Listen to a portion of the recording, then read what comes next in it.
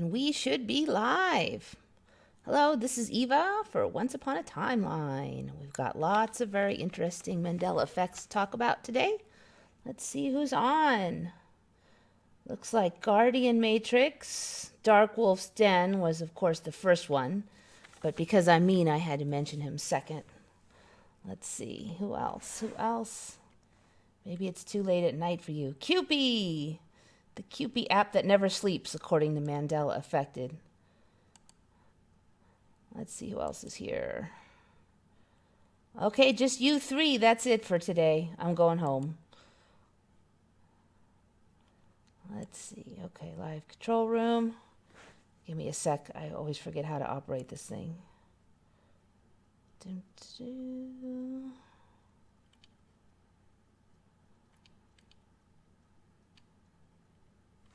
Shari D, Yellow Sun. That should be everything. All right, so welcome. All right, here's some of the stuff we're going to cover today. Vampire finches, seagulls, Mount Rushmore, liquefaction, cougars, the McGurk Effect, thanks to Adam Leftfence, spider worms, cracks in the ground, toilet training animals, thanks to Julie Holcomb, sun bear circles, clownfish, weird lynx noises. That one is from Cali Coca. Some weird shark stuff. Well, it's really weird alligator stuff, but you'll see what I mean. Mandela Affected's missing eyebrow, one of my favorite subjects. Murmurations of starlings. Blue-colored people. Green-blooded lizards. Memory transplants and snails. Let's see, some really creepy sashimi. And I think, water slinky and dust storms combined with white shelf clouds. There was another one in there somewhere, but I can't remember what it was. Anyway, okay, I think it was crosswaters was another one, but somehow I don't see it on the list. Okay, so you guys have probably saw that Kia parrot video. Since then, I've found these vampire finches. So apparently these nasty, mean old birds are kind of getting to be a thing in this timeline. But basically, these vampire finches have gotten a habit of like sucking the blood out of other birds. So it's pretty gross. Let's see. So anyways, this is the one, vampire finches. So this is a blue-footed booby, and I might add that I do not remember them having all these black markings on there. I think that was a blue-footed booby. Let me see. Oh, it's a red-footed booby. Okay, I never heard of red-footed boobies. That's probably why I don't recognize them. Okay, so here we go. So here's the bird right here. And so I guess whenever there's like a food shortage, these things just pick and suck the blood out of these other poor birds. I don't know how these other poor birds don't go totally psycho and just like kill this little bird, because that's probably what I would be doing right now. But somehow these larger animals, now this is, they killed a small baby of the boobies. Anyway, so yeah, a lot of creepy stuff with the birds lately. No, blue-footed boobies didn't have black. Okay, yeah, I guess it's red-footed boobies now. It's hard to keep up. Yeah, I don't know, Shari D, why are they getting so mean? I think I mentioned somewhere just recently, a couple days ago, I saw it was a hawk flying, and for the last maybe 8 years or so, you would see the smaller birds chasing off the hawks and birds of prey, but they've gotten really aggressive the last week. You can see them actually pecking into the stomachs and really fighting the hawks now. And it's interesting because even the people around me who don't see the Mandela effect, they saw this. I mean, we all stopped and were shocked at the level of aggression. But I think way back 30 years ago, and the little birds did not chase the big birds. They flew away because the big birds were dangerous. So I think that that's one of the really older Mandela effects, but it's kicked up a notch lately. Let's see. Okay, so there's that one. Next one. Speaking of mean birds, this is a very interesting one I just saw on Reddit, subreddit WTF. I got it kind of paused here. What you're going to see is a seagull that apparently threw a rock at this car. Now, I've never seen any behavior like that. I haven't seen any explanations for this, but this has gone viral, and it might be kind of a harbinger. I suspect we may be hearing more. So right in this region here, there's going to be a seagull, and then you're going to see it get bigger, and then you're going to see the rock that it apparently throws.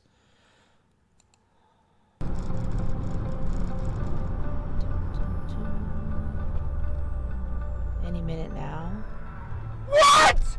What? Oh, whoops. You know what? I missed it. It's back here. Throw that rock. There he is. Okay, there's the seagull coming. There is the rock that it just pitched. And there it is, hitting the car. I'm going to kill the sound on there. I'm going to run through it one more time.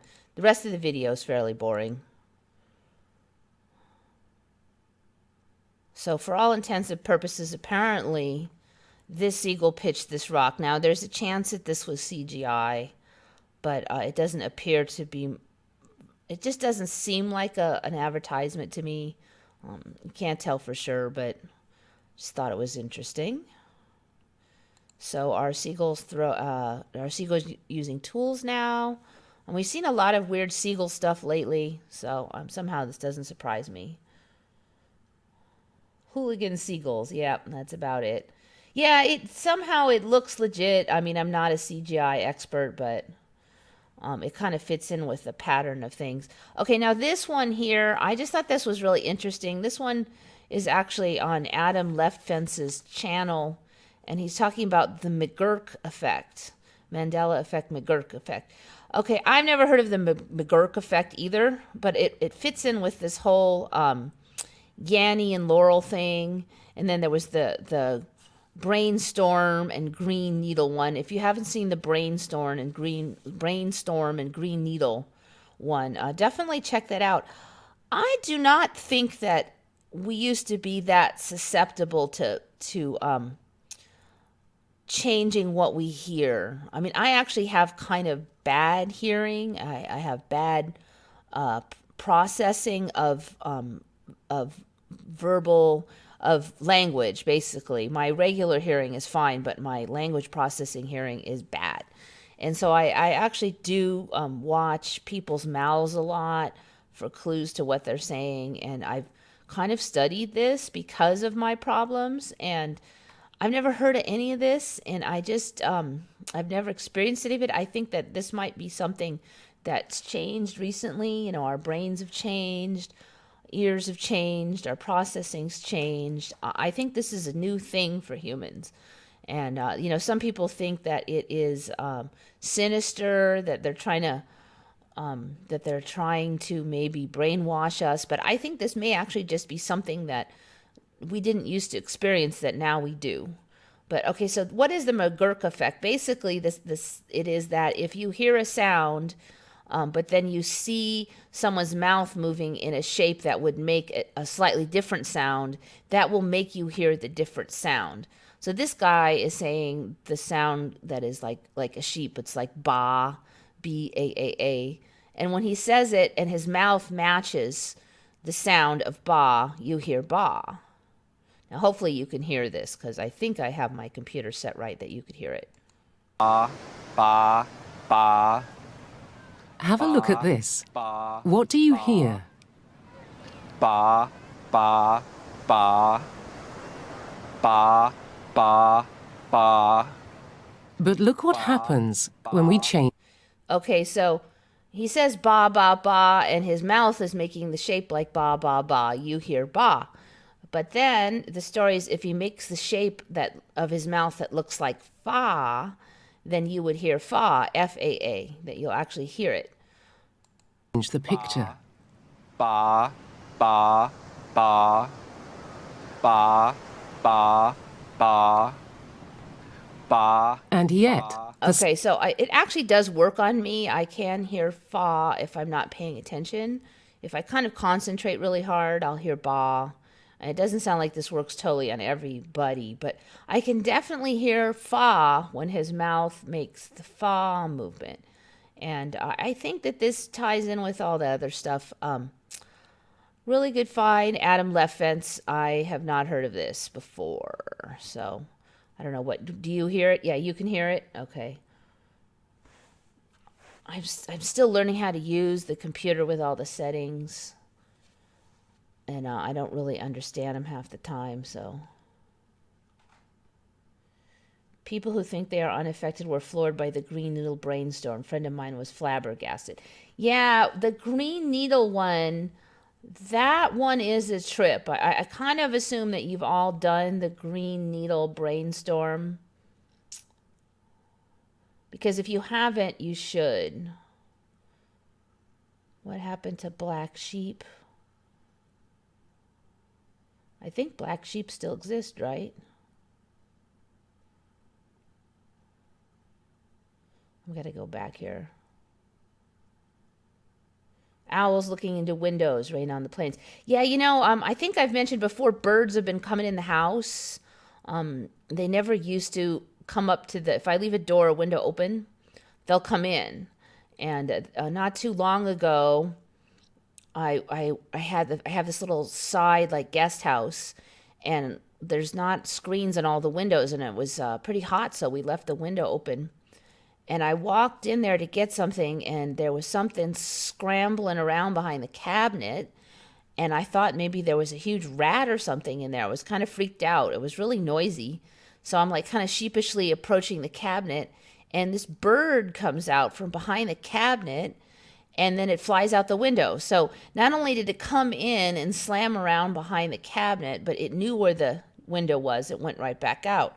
Now, in the past, if I had been at places that had very large doors, like maybe like a huge facility with a 2-story with roll-up doors, every now and then a bird would get in, and then he'd be stuck because he wouldn't know the way out, and he'd be all in the rafters, and would be trying to catch him, but you couldn't because, you know, it's not easy to catch birds. And then they would get sick and fall down finally. And so, you know, when I see a bird in the house, I'm like, oh, crap. How am I going to catch the bird? But they've come in about 4 or 5 times now, and they always know where the door is. So they don't fly up into the rafters, and they don't get stuck. But they're really nosy little things now. I mean, they never, like all my life, I left doors open and windows open. If it's really hot, I'll do anything to get the air in. And I've never had a problem with birds coming in. So weird. It's just weird.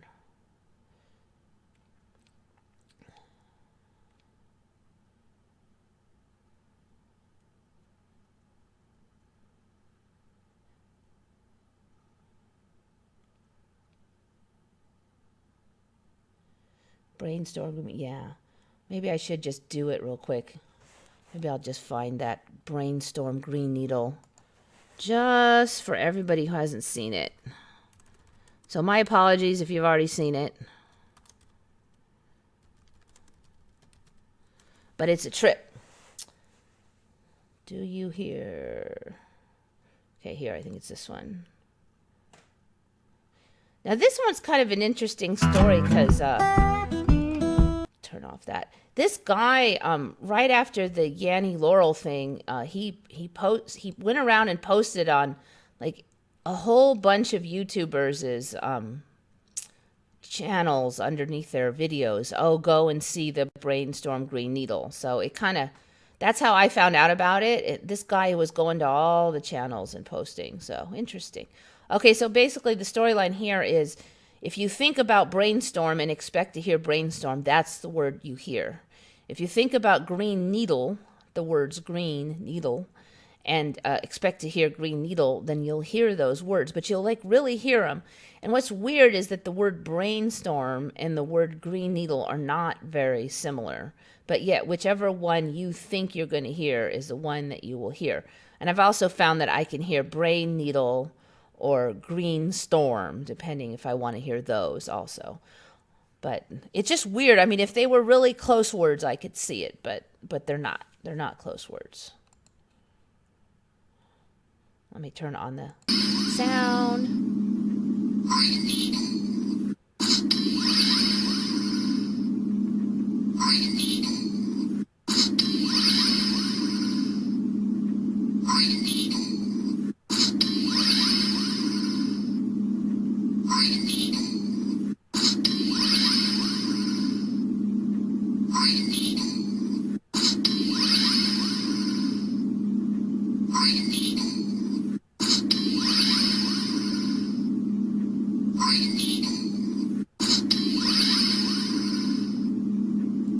Okay, so anyway, you can see this more of this on YouTube.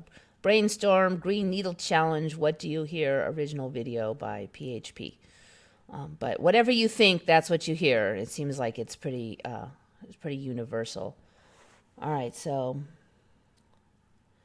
I wonder if the Mandela effect is on our nervous system or nanos messing with some of our neurons. I don't know. Yeah, I guess it could be that we're all completely insane, but that's not my favorite explanation.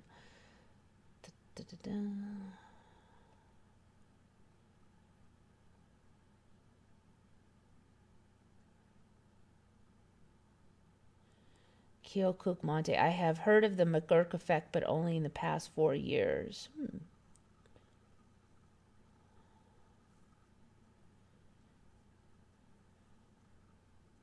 I can make it be green needle or brainstorm in any order. Exactly.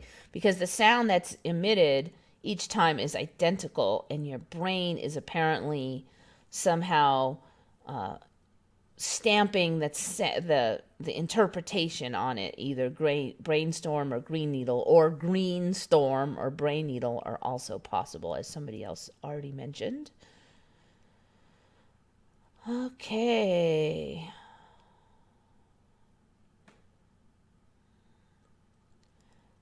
Switching your sleep schedule. It's 3:14 a.m. Not tired at all. Nahira Fluker. My sleep has been all weird. I mean, I have days when I just hardly want to sleep. And then every now and then I'll get real sleepy for a couple days and I'll sleep a ton. And doing this midnight live stream is not helping, but it's just been weird. It's just been weird. Less sleep, better sleep, bring nightmares. I don't know.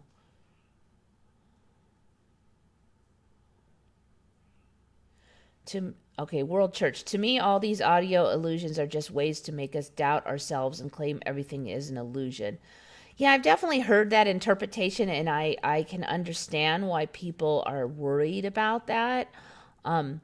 It seems to me like all these things that happen, there are multiple ways to interpret them. There's negative ways and there's positive ways. And that's definitely a negative way that it could be used against us. But in another way, it could be a way to open our minds to the idea that different people have different interpretations. Maybe there's more than one correct way to hear things. So there's that possibility too. So far, as much as a lot of people have worried about, bad things happening to those who do Mandela Effect videos and these and that's and that's. Most of that stuff has not actually come to pass. So I'm going to try not to get too negative on it and just wait and see, because I just, I don't know. I really don't know.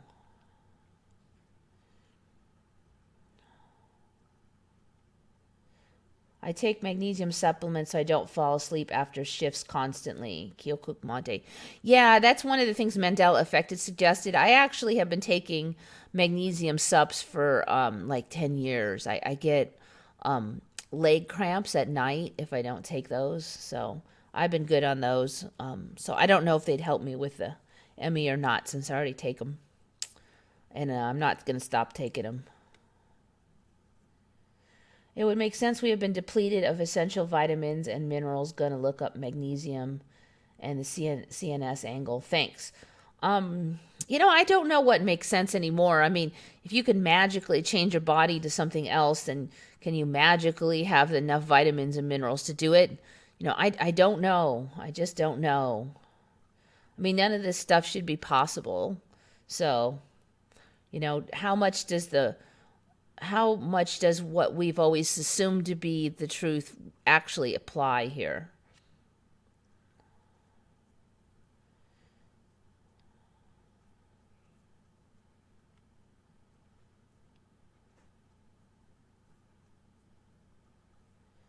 Shari D, I couldn't sleep before, but 2 to 3 months ago something changed and now I'm always exhausted.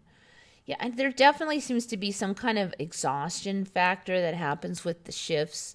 And I go through cycles where I feel really tired. And as best I can tell, the beginning of a shift for me is I feel really tired, a nasty, nasty headache, kind of nauseous and not hungry.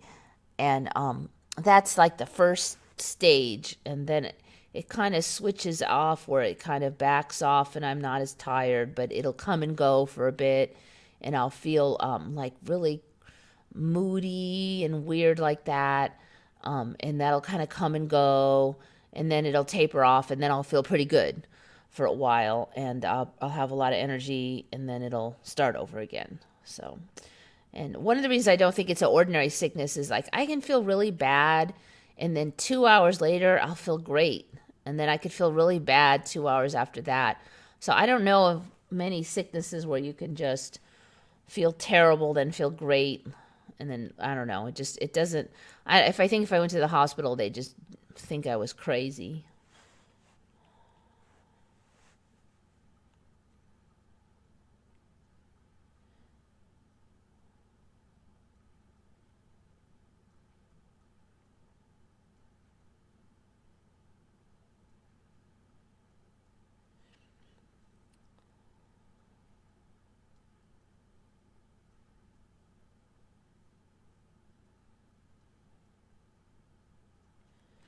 Okay, so anyway, that's that one.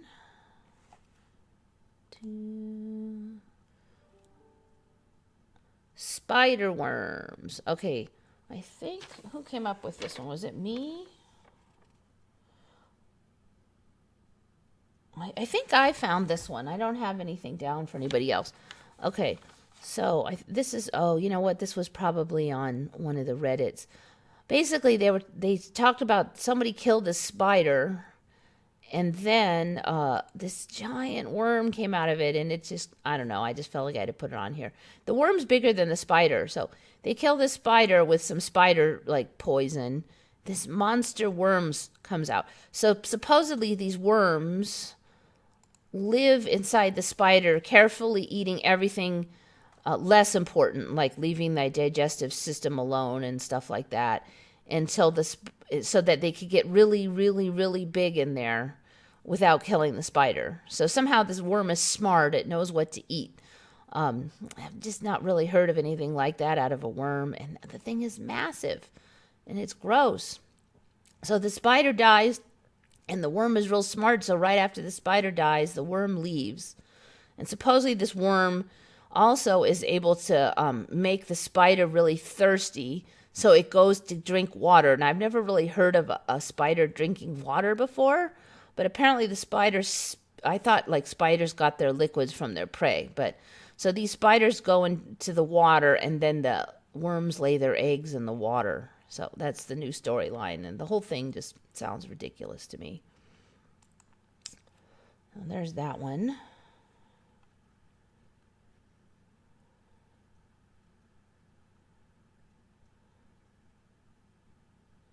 World Church.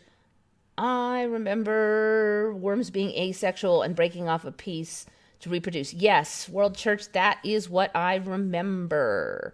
Now, at least that was for intestinal worms. One of the things the ME does is it just comes out with new kinds of worms a lot. So that, what you and I both remember, may be still true for some worms.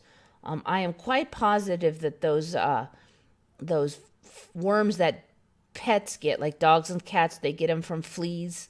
What do they call those friggin' things? They look like little bits of rice when they come out, and that's the offspring.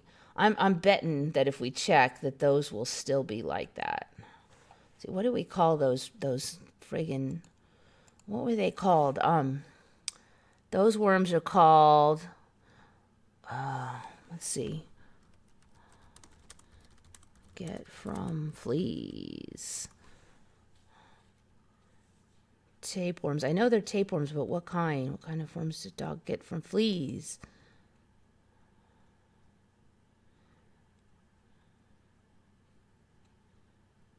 That look like rice.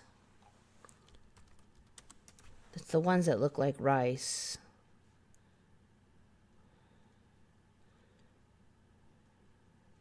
What kind of dog worms look like rice? That's it.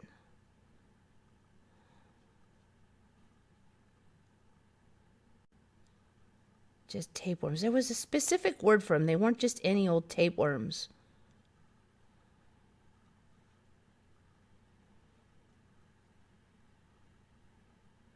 The droppings of an infected dog contain tapeworm segments. These segments dry out. Oh. Okay, so that story's changed. Ho. Yes. Okay. Good find. Yes. The droppings of an infected dog contain tapeworm segments. These segments dry out, releasing a cargo of tapeworm eggs. Flea larvae in the environment eat the eggs. Later, they come adult fleas that hitch a ride home on your dog, biting and feeding on his blood. I don't think that was the exact life cycle I recall. I don't think so. I think it was that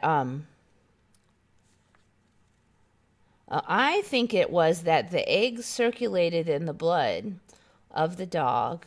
The fleas sucked the blood out of the dog, and that is how the fleas got infected with the eggs that hatched into tiny tapeworms. And then when fleas fed back on dogs, they would say that the flea would regurgitate a tiny amount of blood from previous hosts, thus reinfecting the new host with whatever was in its gut, including these eggs and stuff of the tapeworms. So that was the life cycle I really, really specifically recall for tapeworms and dogs. And so these segments were actually just little worms. That was like their other way. I don't recall the flea larva eating the eggs. That's a new one for me. The young tapeworm is released from the flea's body by digestion of the flea. Anyway, I don't know. I think that one's changed. I'm not 105% on that one, but I think that one has changed. There's so many things that have changed just a tiny little bit, so it can be tricky. Let's see.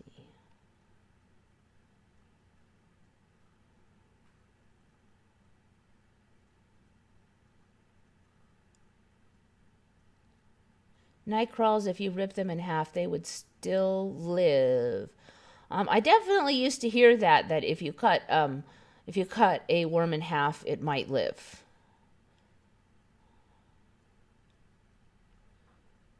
That was something I've heard in the last 15 years. When I was a little kid, no, we didn't hear that.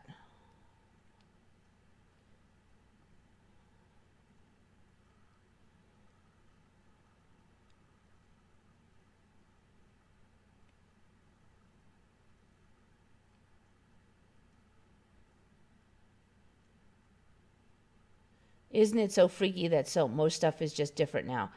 You know what? It just flip-flops. It just flip-flops. That's one that, like, for instance, God, I think I just had a big shift like this last week or so, because there were so many little things. And one of the things was I was talking, just like watching Mandela Effected's videos, and I had commented last live stream about how his videos changed. And then he made a comment, and I was sort of like, what are you talking about? Because I talked to him before, and now he's saying something different than before. And then he started talking about his eyebrow, and I realized his eyebrow, part of his eyebrow is missing again. It's on, it's this side for you guys. It's this side. So the story for me with his eyebrow is that originally I saw his videos and he had normal eyebrows. And then there was a bunch of videos where he was in the car and it was dark and the lighting would come from this side and you couldn't really see this side. And then finally he did one in the daylight and I realized he was missing like half of his eyebrow right here. And I thought that was really weird because I didn't remember it. So I went back and looked at all his videos and it was like plain as day that like half of his eyebrow was missing. Okay.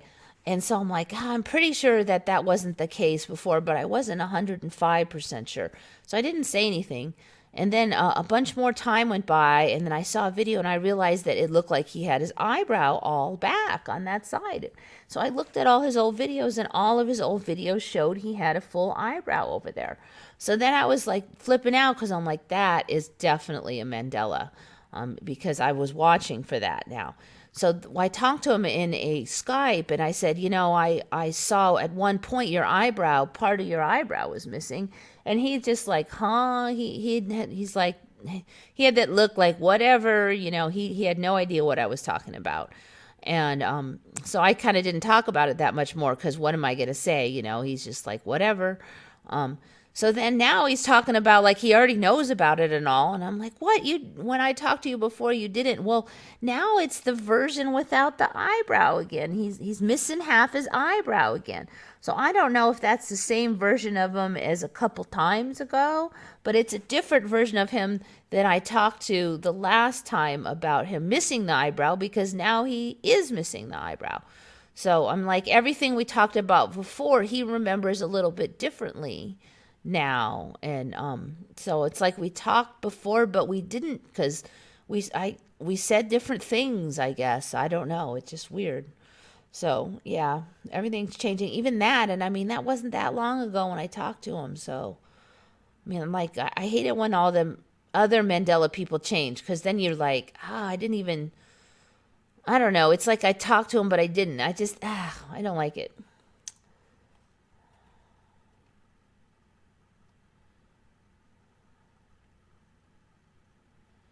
Yes, he had an eyebrow that was partially missing. Yes. Well, it's back. That's the thing, though. He didn't. He had all his eyebrows. Then he was missing. Then he had all his eyebrows. Now he's missing again.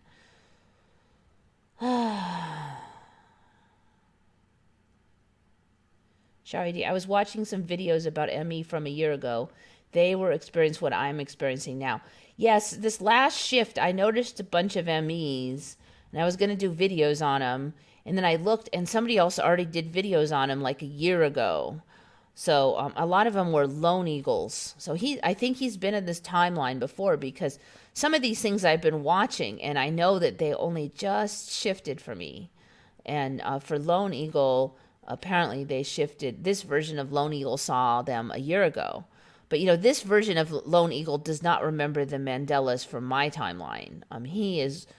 His Mandelas are a lot closer to this timeline than mine. Like some of the videos that I've checked from him now, he just remembers small changes from the current timeline in his time in what he remembers.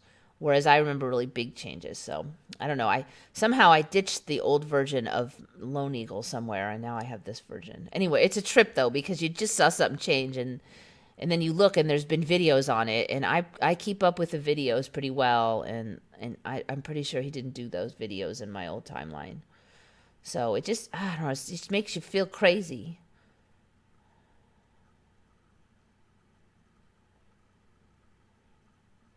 Three years in and it still gets me sometimes. Yeah, Dark Wolf's Den. Yeah, I'm like almost at 2 years, and I get used to it, but then it just gets weirder and faster and more. Isn't it so freaky when like most stuff is just different? So many things are different, but then it's like I feel like I'm in a big salad bowl because then everything just keeps bouncing around and changing and flip-flopping and you know, how many versions of Mandela affected and how many versions of Fruit Loops and you know, some of the stuff like that we look for before, like a year ago in my timeline, we looked so hard for residuals and couldn't find it, and now there's this residual that showed up that was like that video I did on the Land O'Lakes butter.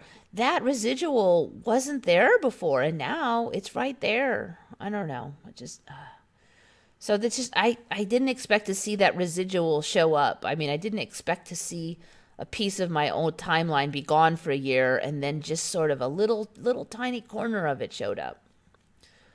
I don't know. The one thing about the ME, it just seems like once you kind of think you know what it's doing, then it just it changes it up on you a little bit. So like you can't quite assume you know the rules because it'll just change a little bit. Does anyone know how many people are affected? Mark. God, you know, these days, I don't even know how many people are real. I mean, are all the 7 million people on this earth real people? I don't know. You know, I don't even know anymore. I don't know what's real.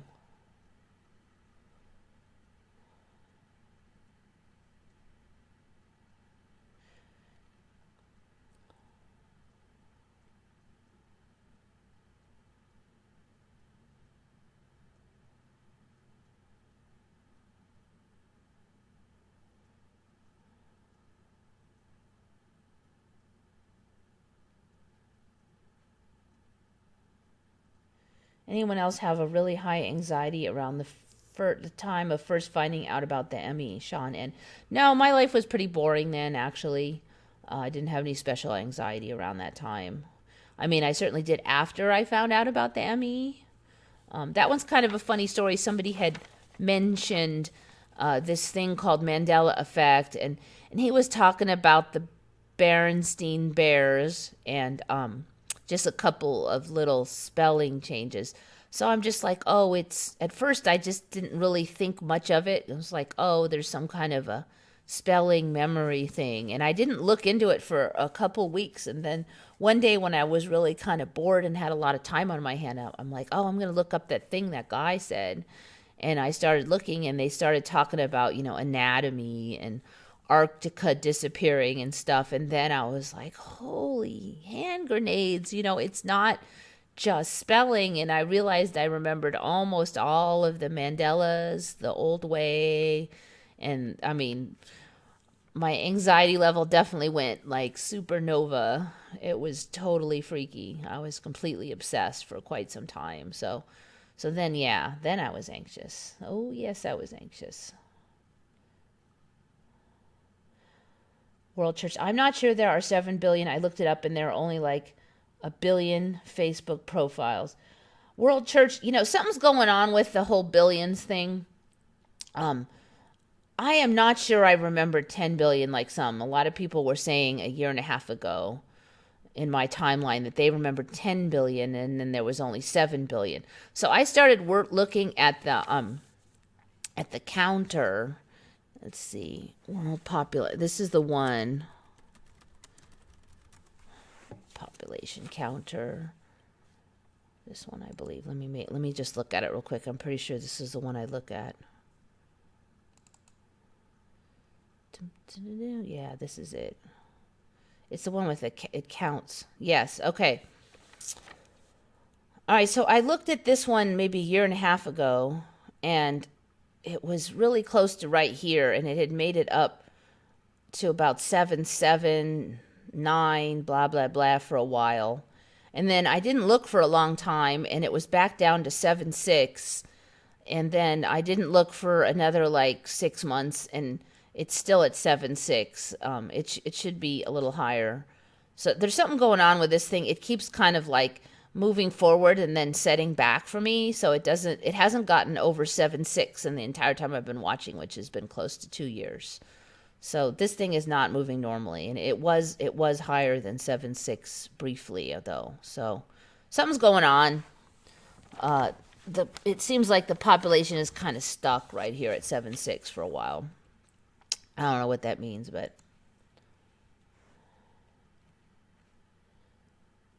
The sky is so fake now with all the heavy chemtrail dumping, I guess you meant. Yeah, I don't know.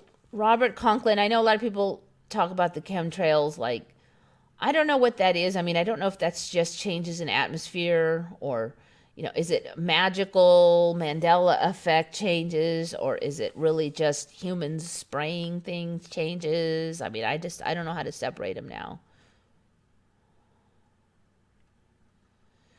1 billion Google accounts, and we all own like 10. Well, nah, I only own one Google account, and I don't know, there's a lot of people like India, and there's little kids, and there's old ladies, and like a lot of people older than me don't have Google accounts. So, I mean, that could account for some of it. I don't know. People just got born and they're 5 years old.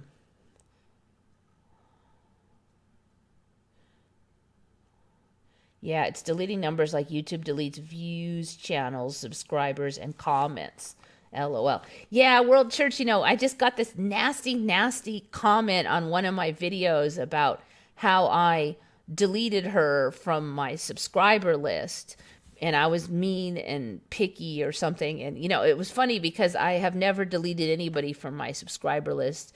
I didn't even know how you would do that. I even had to check into it to make sure I didn't do it by mistake, because I really don't care who's on there.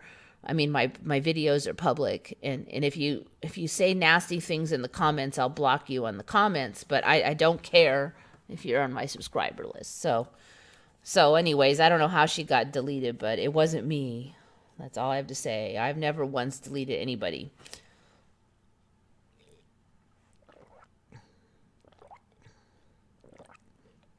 Need inputs. Guinea pig has a Google account. Well, I know animals and pets are getting smarter, but I'd like to see your guinea pig type up something. Definitely. They just claim overpopulation because they want to claim resources are low, climate change, and so forth. Yeah, I don't know. I mean, definitely I think there's a lot of fear mongering. Is that just like a representation of our own inner fears and our own concerns? Are there really overlords trying to control us, or is that just our subconscious mind manifesting? I really don't know what all that is. I mean, definitely humans like a good scare. I mean, that's why humans like horror stories. They like Halloween. Some of the practical jokes are pretty scary, like scare tactics. We do go in for that kind of stuff. So, yeah, I don't know.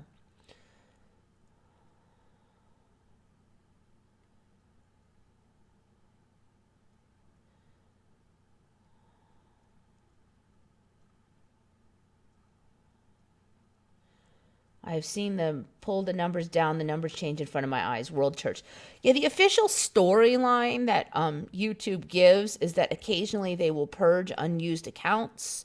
Then they'll have purges of people who are abusing their accounts.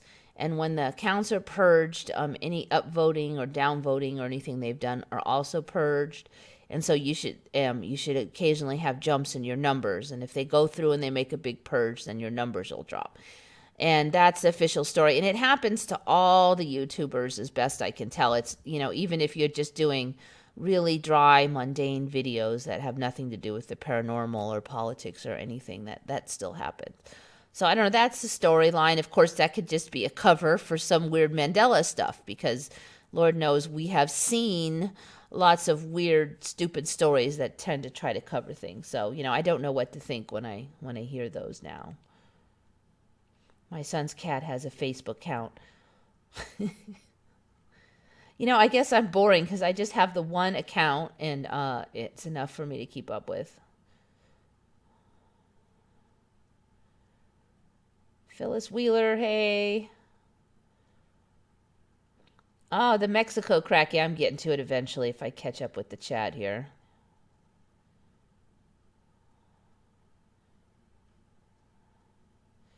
I'm Canadian, and the numbers about land mass have dropped drastically. Mark.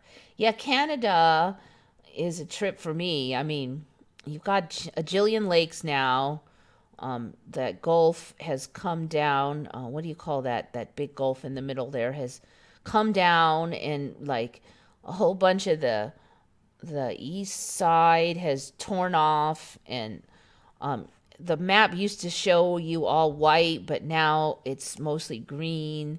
Apparently there's deserts in the Arctic areas, and I mean, I don't know what to say about Canada. I also actually remember a lot of your bigger cities being a little further from the border, especially Vancouver. They've all been sort of sliding down, like towards the equator and towards the USA. If you think about it, there are no other countries where all the big cities are squished on the border of your neighbor. And I know there's a storyline for it, that all your trade is with us or something is the storyline. But, you know, a lot of other countries have a ton of trade with their neighbors, but that doesn't mean all of their main cities are on the border. So I don't know. You know, when I first saw all that, I thought maybe Canada was going to be shredded, because Canada was changing so rapidly 2 years ago when I first learned of the ME, that I just thought, oh, all the big cities have moved down and the whole top is going to get ripped off. But it didn't really happen like that, at least not yet. But I don't know. That was I was like, when I first learned of the ME and I saw all the shredding of Canada and the rapid changes, I thought that might happen. I was like scared. But then, you know, the geographical changes kind of, they move around. So they kind of quit attacking Canada for a while, and they went over and they went to other places. Sorry, D. I was shocked when I figured out that Alaska is the biggest state. Yeah, I've talked about that a couple times. California was the biggest state in my timeline, and then it was Texas. And you know, I like to, in my mind, we lorded it over Texas because we were bigger, and now we're not. I mean, California is so tiny now. We used to be way bigger. We used to have the whole West Coast. Now we're like squished down. Frogs are giving birth to frogs on their backs. Yeah, I know. And they're creepy. Yeah, I know, it's creepy. No more tadpoles. I think they're probably still saying they're tadpoles, but they're saying the eggs hatch right on the backs of the tadpoles now, or on the frogs. So,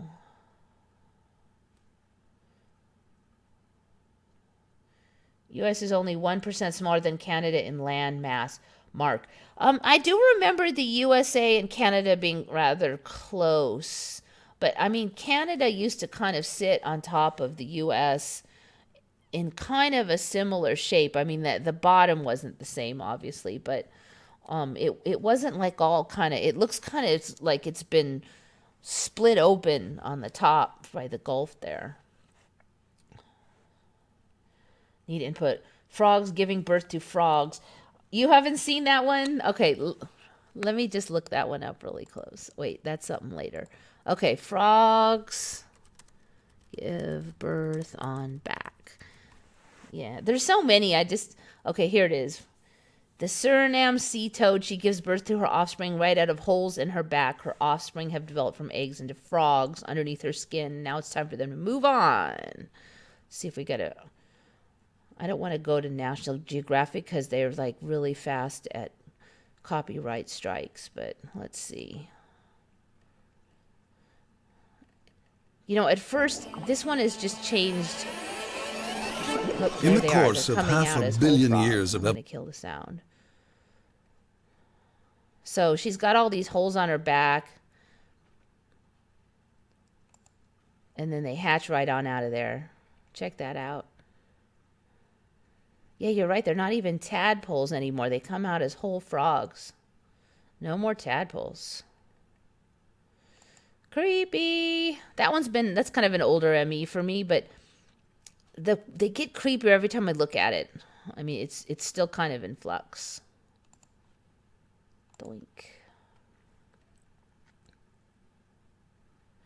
I mean, you would not forget about that. You would not forget about that Suriname toad if you had ever seen it before. Shari D, I can see that. I have a phobia seeing the holes. Yeah, even that phobia thing, I've heard of that phobia about 2 years ago, and I first heard about it from the, trying to remember the name of those, lotus pods. and it came out a couple years ago that these lotus pods here, you started to see like an image of those superimposed on an arm or something like that was in your arm. Oh, like this. Oh, trypophobia. And I never even heard of that before. So, I don't know. That whole thing. And then after you see this and all that exposure, then you start finding about these frogs. And it's like, I don't know, the whole thing. It's just like, it goes viral and then it pops into reality.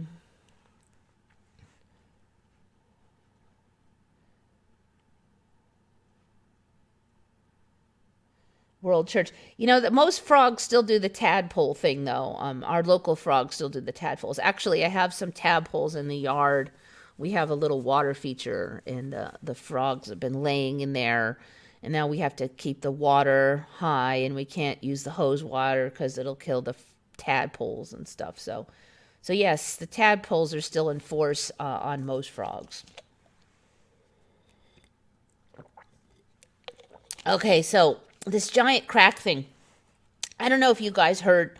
I heard about it about a year ago that they said there was a giant crack opened in Mexico, and they're saying it's because of the drought and humans sucking all the water out of the ground in order to find irrigation water, that this like half-mile long crack opened in Mexico.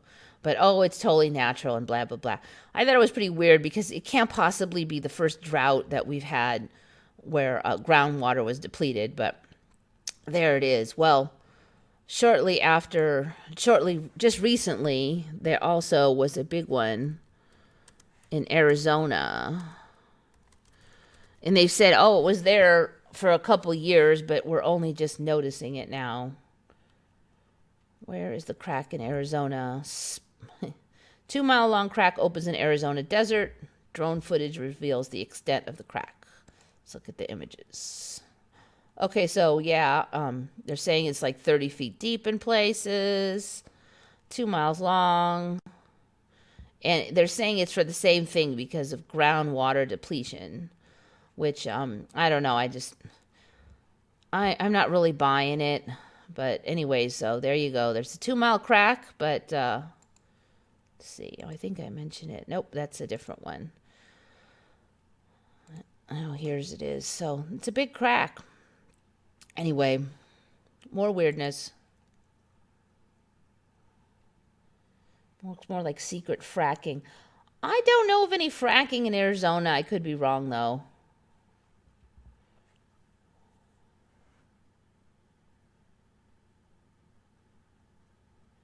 World Church. They probably do have groundwater wells, even in the desert. But yeah, no, there's not going to be a lot of depletions there. I don't buy it. I mean, we've definitely had times when we have severe drought and slurped a lot of water from the groundwater, and we didn't have giant cracks. So no, I'm not buying it. Okay, so anyways, there's that one. Let's see what's next. Yeah, who brought this one up? This one.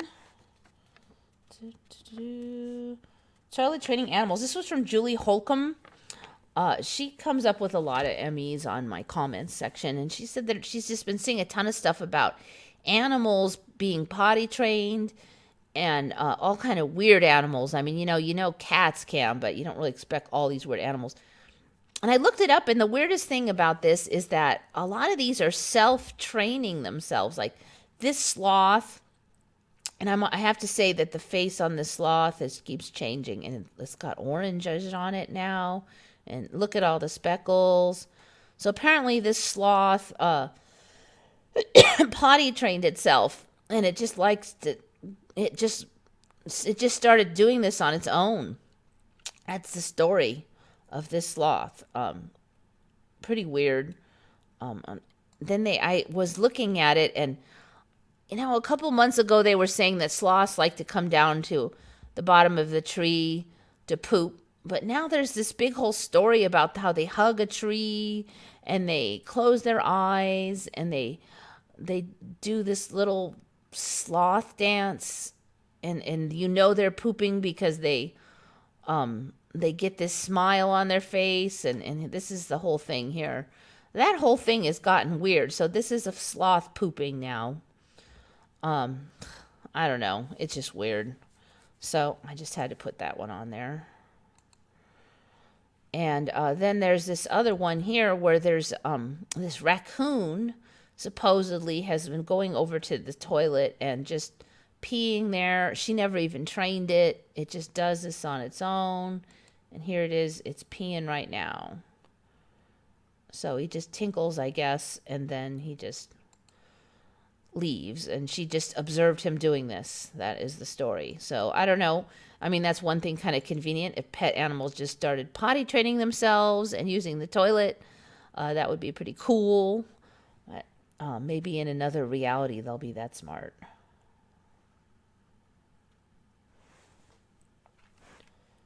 Let's see. Animals more human than humans. In some ways, yeah. In some ways.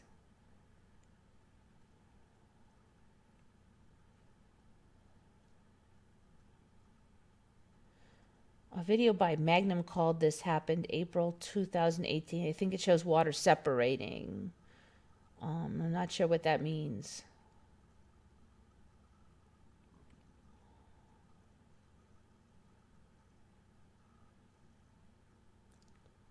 Your video about trees pouring water out. Oh man, it just jumped. Pouring water out got me. I was a Marine and took survival training. We trained how to get water out in the forest. Never once did they teach us about getting water from trees.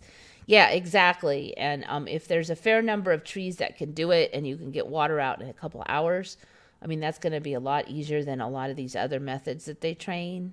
I mean, you know, you're boiling, you have to start a fire just to boil water. Then you have a vessel to hold the water. And just to have potable water when you could just get it out of a tree in a couple hours, you know, it's ridiculous to go through that other spiel. So yeah, you know, I didn't really train personally, but I've always had a real big interest in survival stuff. And mostly I'm just kind of an armchair survivalist because I sit here and I just, you know, read up on it. But yeah, I've never heard of any of that. And it just strikes me as so much easier than a lot of the other stuff they have trained in the past.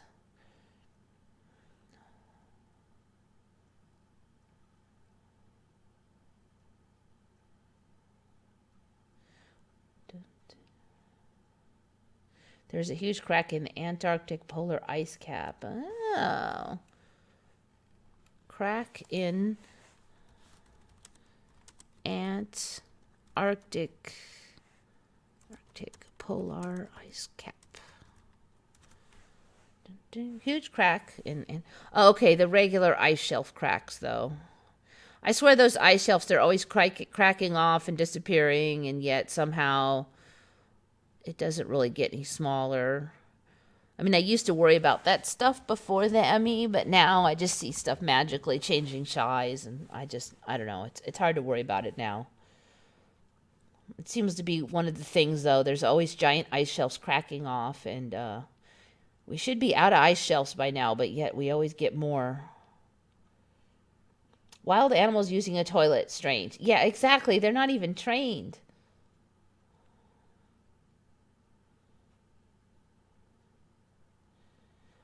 All right, need input. See you later.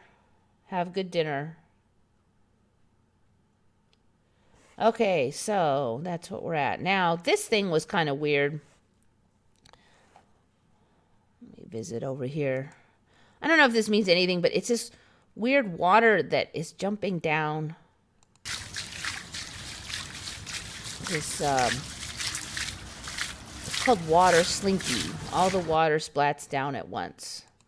I have no idea if it's anything, but it's weird, and I'm wondering if we might see more of it, so I'm just going to include it in here. One more time, because it's so weird.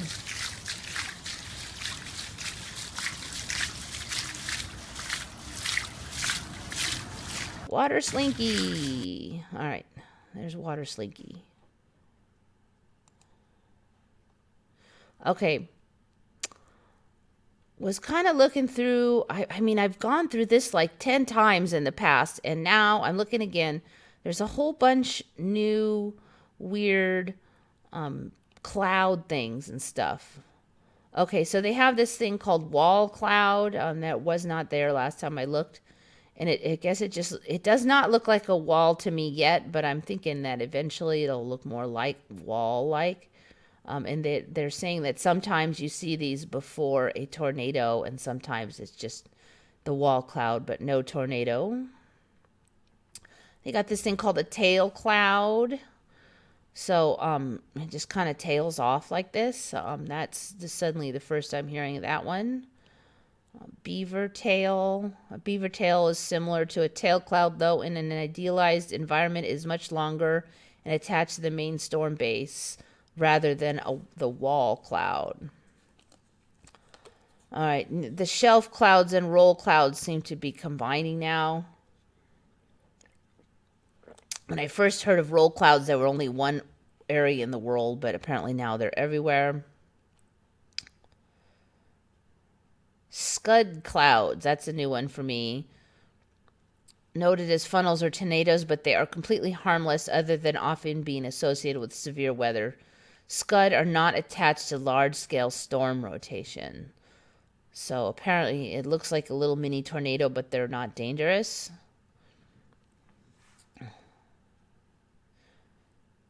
They don't indicate anything other than wind blowing out of the storm. Rain or hail shafts. Now, I've definitely seen where you can see where rain's coming down, but I've never heard of them being called shafts. So now the story is that they have this official name. I'm thinking we might just, now that they have a name, I think that those will get more and more delineated. So a bunch more new weird stuff in the weather department.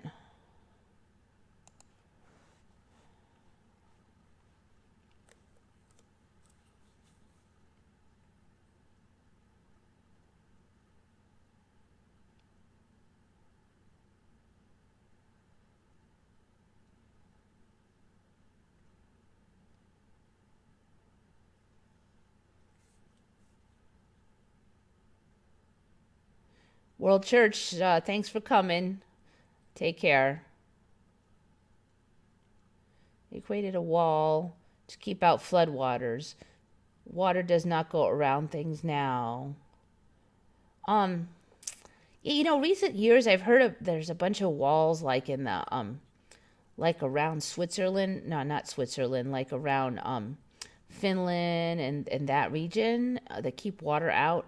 That whole region's changed for me. I've never heard of us having like these giant seawalls like they have now. But I assume that it's from like all the way like across maybe from mountain to mountain or something. I mean, I don't think that we're saying water won't go around stuff, but never heard of any of those cloud types. Yeah, see, I've looked at it so many times looking for weird cloud types. I think I did a little bit of cloud video recently, and I was just looking at them. So now there's like, oh, this is another one, Arcus cloud. I forgot about this. Now I've seen a couple of these clouds, and they were just calling them shelf clouds, but now they have their own name. They're Arcus clouds. I guess because it looks like an arc. So there's another new weird one, Arcus clouds. What happened to good old cumulus nimbus? Yeah, there used to be a couple kinds of clouds.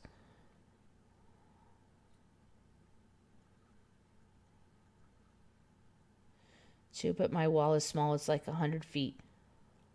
Yeah, I know. No. I don't know. I mean, is there really some kind of wall where they're saying the water won't go around? I haven't seen that one anyway. Yeah, 4 kinds of clouds. There used to just be, life was so simple. Now there's like hundreds. I'm a sailor, learned all my clouds. Now I have to relearn all these new ones. I know there's new ones all the time. They're always changing. All right.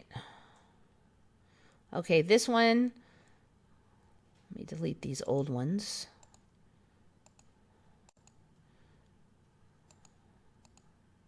All right, this one, I ran into this one, and it's I can't for sure say this is real, but I'm going to even expand it because it's weird. This showed up on Reddit, and it's supposedly some kind of sashimi creature. Now, sometimes in Japan, they don't kill the food. It's fresh on the plate, and you just eat it like almost live, or they kill it in front of you. I don't know what this thing is. The article had no info. I mean, it could be fake. It could be CGI. It doesn't really look like it to me. It looks like it might be real, and a lot of things come up kind of like as clickbait before they become real. But no clue on what this little tooth guy is. I can only guess he's not biting that hard, because otherwise she wouldn't stick her finger in there. But I don't know what the hell that is, but it is creepy. I just had to put that one in. Creepy fingers. See all these people down here going, what? Somebody comes in and says, okay, it's raw seafood, but nobody tells me what critter that is. So I was really curious what kind of critter, but couldn't find any info on it.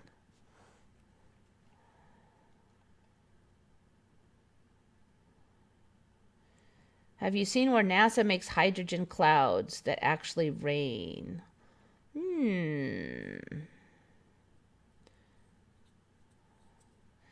No. Eva, I hope that's right. I will try to find you the link and send it to. Yeah, just put it in comments or something, because I check all the comments. If you find it. Let's see what this NASA makes hydrogen clouds that rain. That's interesting. NASA makes hydrogen clouds that rain. NASA makes their own rain clouds. Last I heard, the cloud seeding wasn't doing that well. I mean, maybe it would get like, a little bit more snow, a little bit rain. No, NASA doesn't have a cloud generation machine. It has rocket.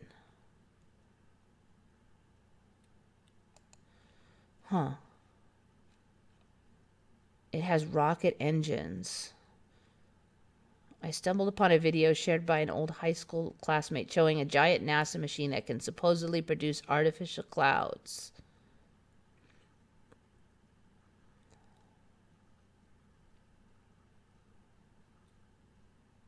But the rocket engines generating the plumes go unmentioned.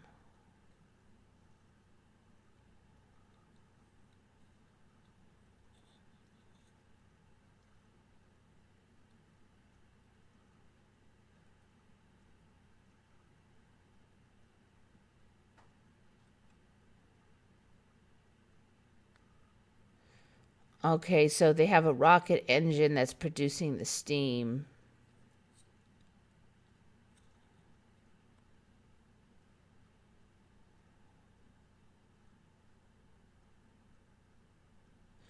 Okay, so what's different now is they're saying that these clouds produced by these rocket engines can create rain nearby.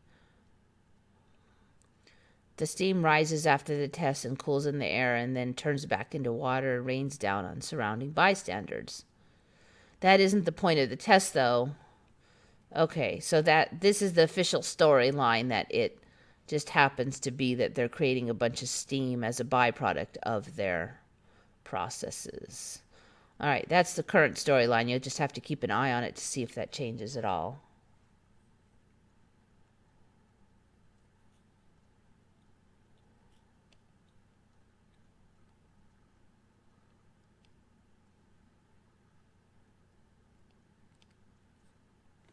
Okay, so there's that one. All right, this one I just saw a few hours ago. Creepy killer worms are invading France and probably also your nightmares. So apparently there's these hammerhead worms. They can be 3 feet long. They're predatory in that they eat other worms. So when they say killer worms, they're really only killing you if you are another worm. But they're quite aggressive. I've never seen a hammer-headed worm before. So yeah, they're creepy. And apparently they get quite large. Here's a video of one over here. So it moves along all creepy. And it kind of sucks its head bigger and smaller. I mean, that'd be a trip if you found that thing in the garden. So the story is that these are from Asia, but somehow they got loose in France and nobody noticed them until just now. Anyway, yeah, definitely creepy. Here's a bigger one here. I saw this about a month ago. I saw an image of this. They didn't really say what it was exactly, but that one has a lot more of a hammer. So apparently these hammerhead guys are, apparently there's a lot of kinds of these. Some of them have some really interesting coloration on them.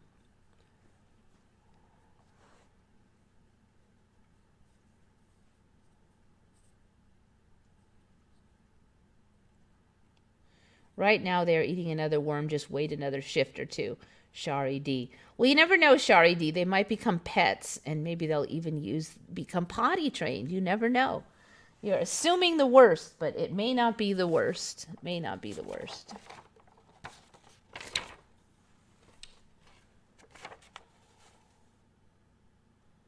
All right, let me see which other ones I've missed here.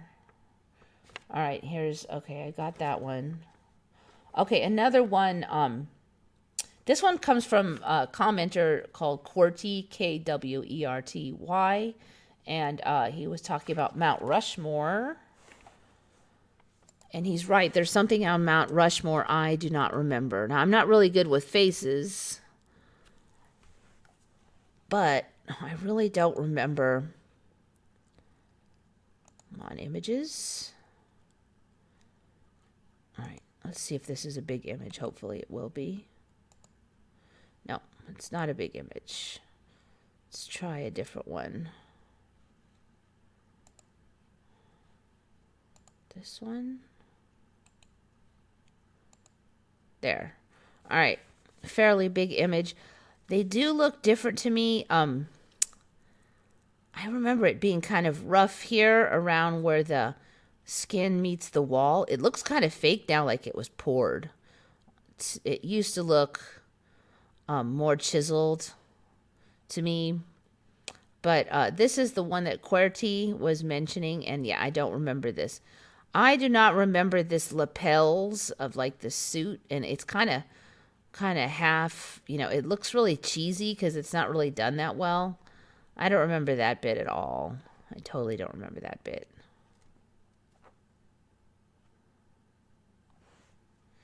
Control and plus sign together make things bigger. Oh, let me try that. Control plus sign. Oh, yeah. Oh, score. Hopefully I can remember that. Phyllis Wheeler, thanks for the heads up. Control plus sign. If I can just remember that. I don't remember the tie and shirt at all. Yeah, that Qwerty brought that one to my attention, and I don't remember that. I mean, I do think that some other minor things have changed, but yeah. Washington never had a coat. That's what he said. No. Eva, did you know there is a Mount Rushmore in China too? I saw Unimundi's video on that. My issue with that one for myself, I mean, he kind of kept maybe an eye on that stuff better than me. The image he showed me looked like it was only about two stories high. Prop looked like some kind of amusement park or something. And we really have a ton of those around here. Not Mount Rushmores, but like fake little mountains, like Disneyland has them. Legoland has them.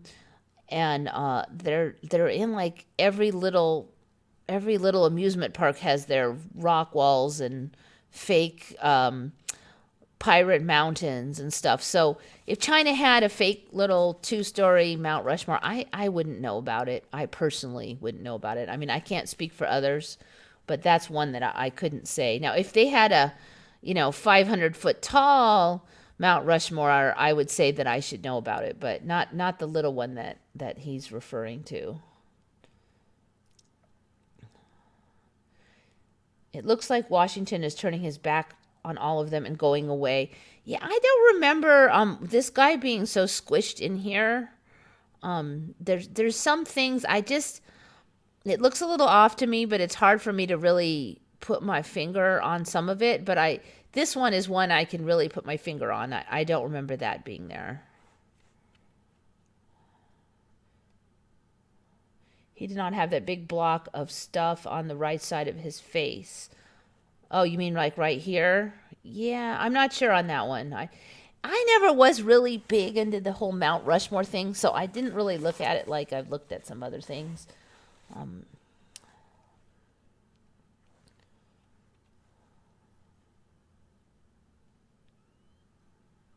And the pupils. Sorry, D. Yeah, the pupils. You know, all the statues have the pupils now. In my old timeline, the eyes were depicted as just smooth orbs. They did not try to depict the pupils and the colors. They would just, because in truth, the outside of your eye, the shape is just an orb, and that's how they were always depicted. So they look a lot more lifelike now because you can see the eyes in them. But none of them had that before. None of them for me. Like all the old Greek statues and stuff, all of those just had smooth center orbs for me.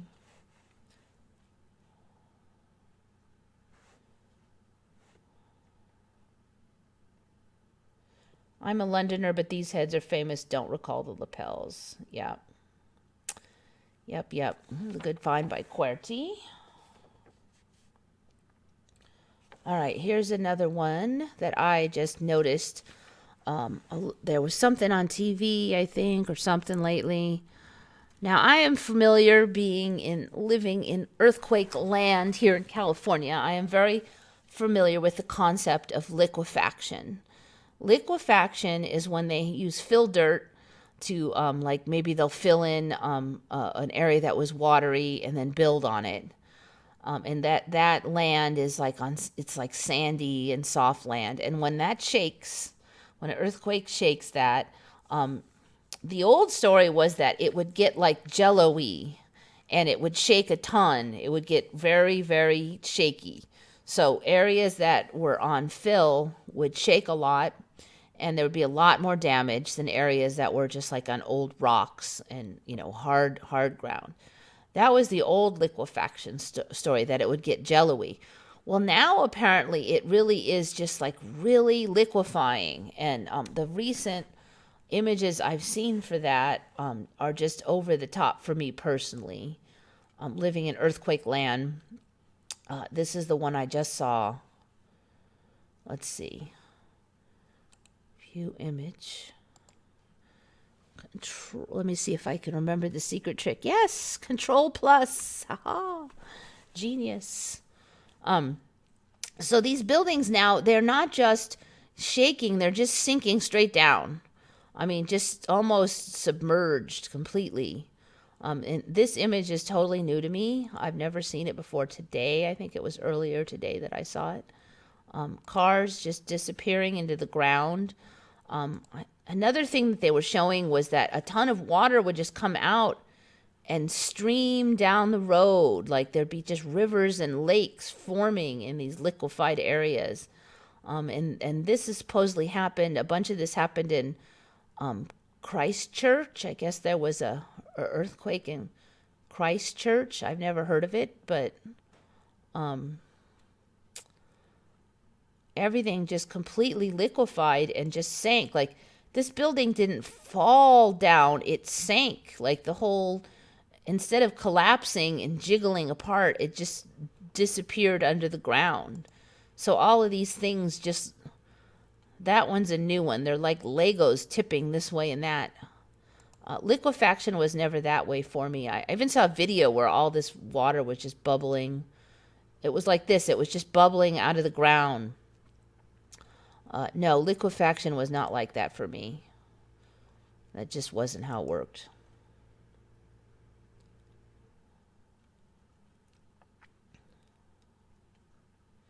Control plus scroll wheel will also make it bigger or smaller.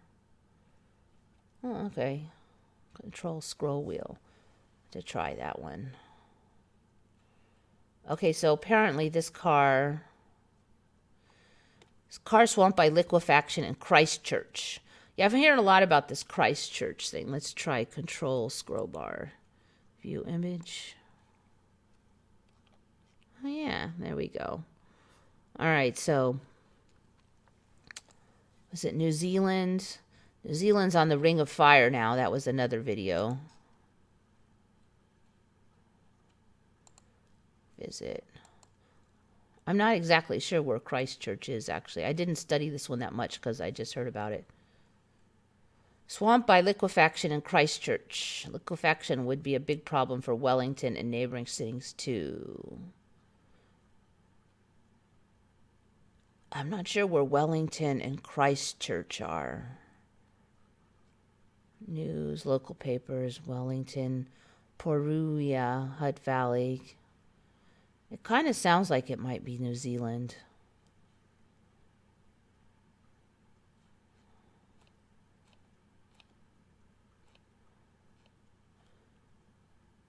Contact us. Let's see where they're at. Yeah, New Zealand, stuff.co.nz. Okay, so I'm guessing it's in New Zealand since they're on the Ring of Fire. Anyway, so liquefaction, that's another ME for me just because it's changed. It's a lot more extreme now. Okay, this is a smaller one here.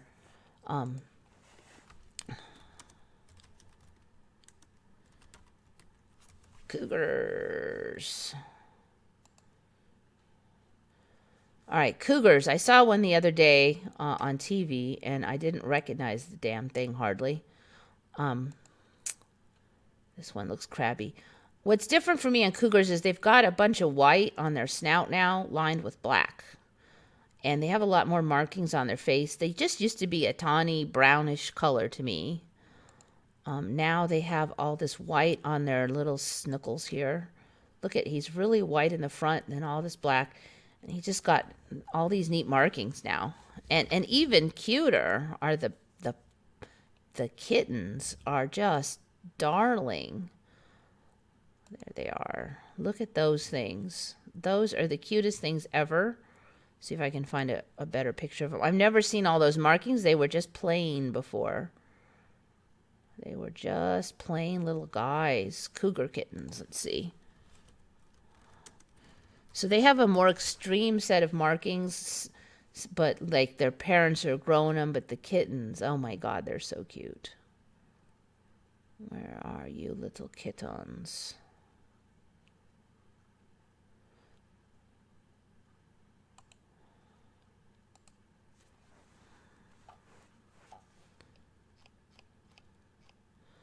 Okay, so they have this extreme black line here, and they have the white, and then they have a lot of markings on them. That's a cougar kitten. They used to be just plain. They're really, really cute now. So a lot of changes in the cougars. There's a good image of them there. Look at how cute that is. Oh my God. So yeah, cougars, definitely different. Look at that face. It's just so much more handsome now and more interesting than it ever was before. I mean, we have cougars in this region, so I'm familiar with them. Not that you see them up close much, but...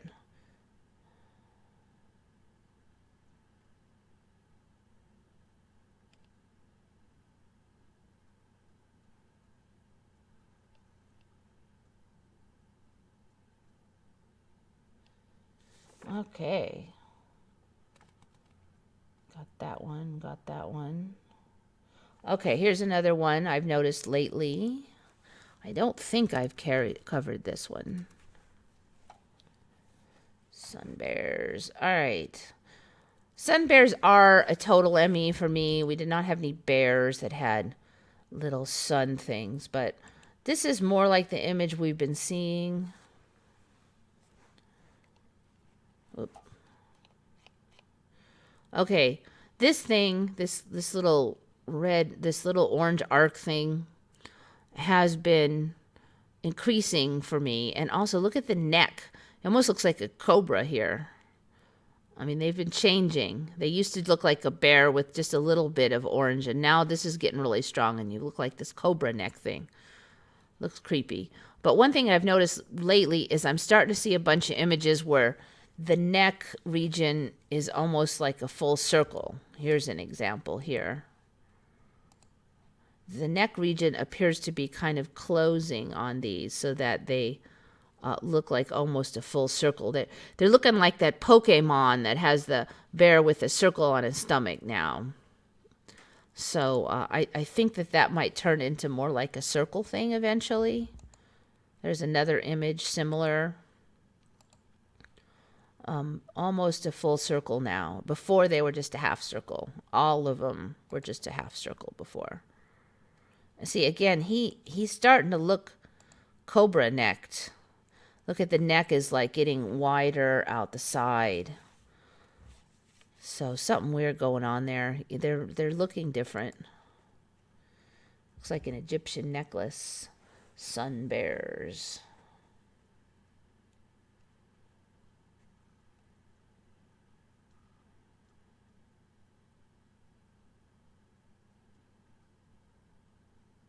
Any Mandela affect the penguin family, specifically emperor or Antarctic ones? Victor Angelo. You know, in my old timeline, there were only a couple kind of penguins. They all went on the snow all the time, and they were all slight variations of white and black. And that was it. And there was one at the North Pole, but the whole North Pole is gone now, basically, so no more penguins there. And they only bred on the North Pole. They weren't there the whole time. So now we've got forest penguins and tropical penguins, and they all got colors.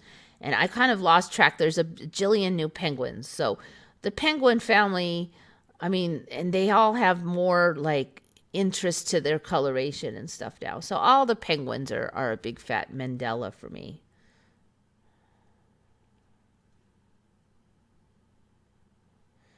No, never seen or heard about a sun bear. Yeah, they're a little bit older, ME, but they keep shifting. They used to just look more like normal bears with a little bit of orange on the neck. But there's a number of animals that have that orange neck ring now. It's the Oprah bear. It's starting to look like a big O for Oprah.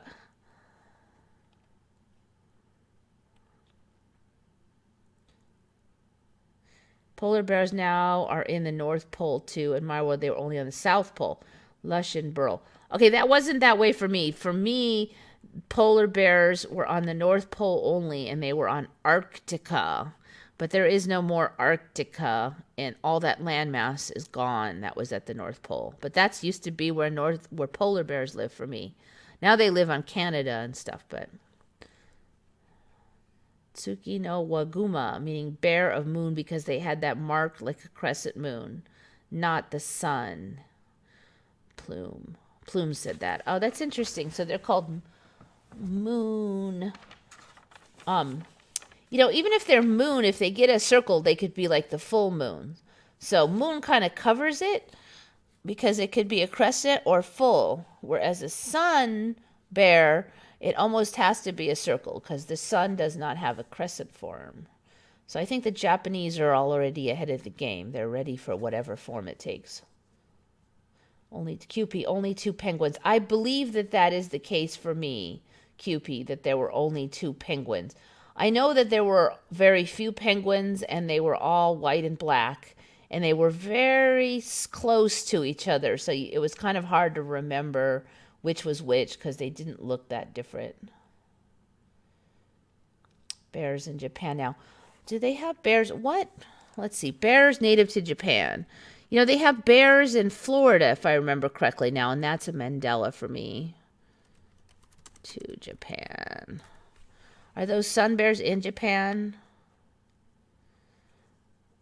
Okay, so Japan has the Usuri brown bear. Is found in Hokkaido, where it played an important role in the culture of the Ainu people. The Asian black bear inhabits mountainous areas in Honshu, Kyushu, and Shikoku.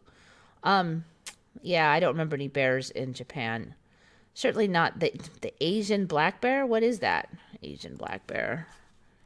Asian black bear. See how it looks. Oh, look. It's got that thing on its neck. Interesting. Look at. Oh, I've never seen that one. Okay, so it looks like a sun bear almost, but bigger. Look at that. Wow. Looks like it's going to kick some butt. Look at that. Okay, yes, Mandela for me. I call Mandela. Do, do, do, do, do. Okay, so I did just mention that there's a lot of these creatures, bears with these crescent things. So, Asian black bear. Cool. There's another one. Let's see what else is in Japan. And the Ursuri brown bear, Ursus arctos. Ursus arctos. Yeah, there were only a couple kinds of bears before. There was the polar bear, the brown bear, and the polar bear, the grizzly bear, and the black bear, I think were it for me. I don't think there were any other bears at all. There's a ton of them now. Ursus arctos. Okay, that one looks fairly boring looking. Big old split head. But it looks a lot like a grizzly overall. Brown, big. Keep an eye on it. It might change later, but so far it looks like it's pretty. This is probably the most interesting image here. Let's see. I'm digging this new trick that I learned today about expanding the pictures. Nice. It's got this split on the top of the head there. I don't know if that's going to be a thing or what. A lot of these new bears, keep an eye on them because they do change over time. I mean, all the animals are changing, but it seems like the Mandela ones change the fastest and the most, and they get the weirdest. You'll find out they have some weird mating habit later, or they'll have some weird hidden skill, or let's see what this thing is. Tibetan blue bears. Tibetan blue bears. Boy, there's a ton of bears now. Tibetan blue bears. I could go on all day about bears. Tibetan blue bear. Subspecies of the brown bear found in eastern Tibetan plateau. Looks like it's got that thing on its neck again. Look, another version of the thing on the neck. None of my old bears. Look, it's got like a ring all the way around, looks like.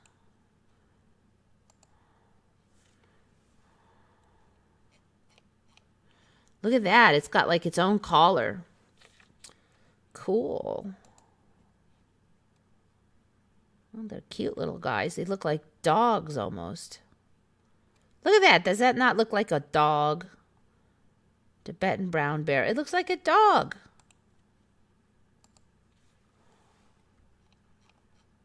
Look at that thing.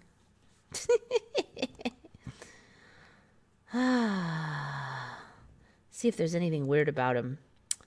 Tibetan blue bear.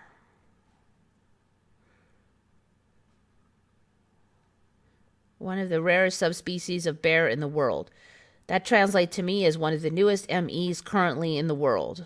Because a lot of these, when they come in, they're super rare.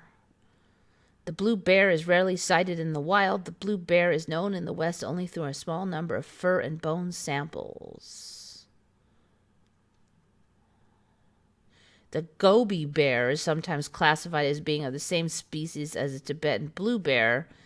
This is based on morphological similarities. It is possible that the occasional specimen might be observed traveling through high mountain peaks during times of reduced food supply. All right, so what's a gobi bear then? Those are cute. I wonder if they're going to turn blue eventually. The blue bear will... Maybe another 5 years of shifts will have blue bears. They'll be blue. The gobi bear, Mongolian, is a subspecies of the brown bear. It's found in the Gobi Desert of Mongolia. So I guess Mongolia's got bears now. Tiny little wiki. I think the blue bear and the gobi bear might be pretty new. Let's see if I can find some more images of the gobi bear. Gobi. Images. Look at it. His face looks like a dog again. Is that really a bear or is that a dog?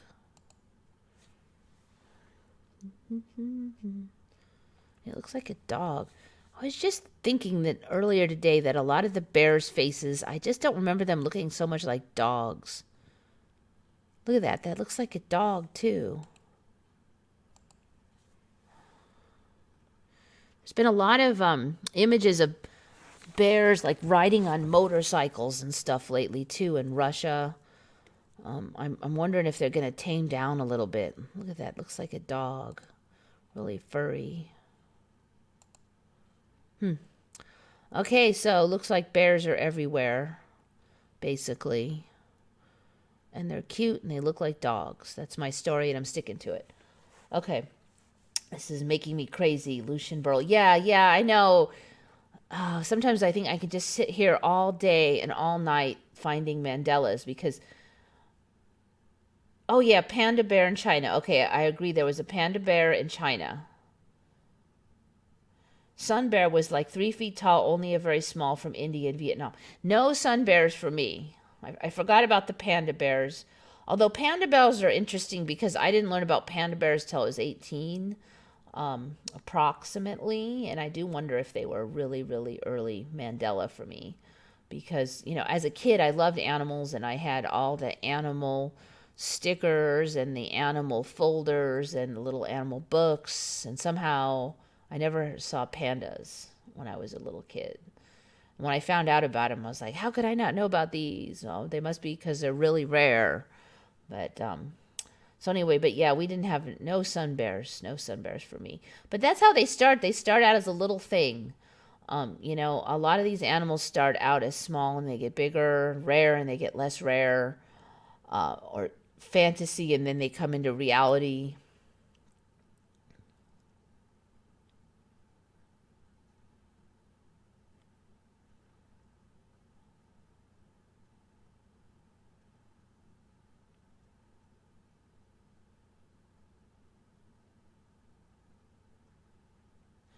All right, I think somebody is going to be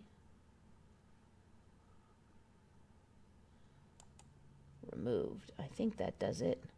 Wonder World was being a jerk, so I am taking out those. This channel is for believers in the Mandela, so if you're not one of those, then sorry. Wrong live stream for you.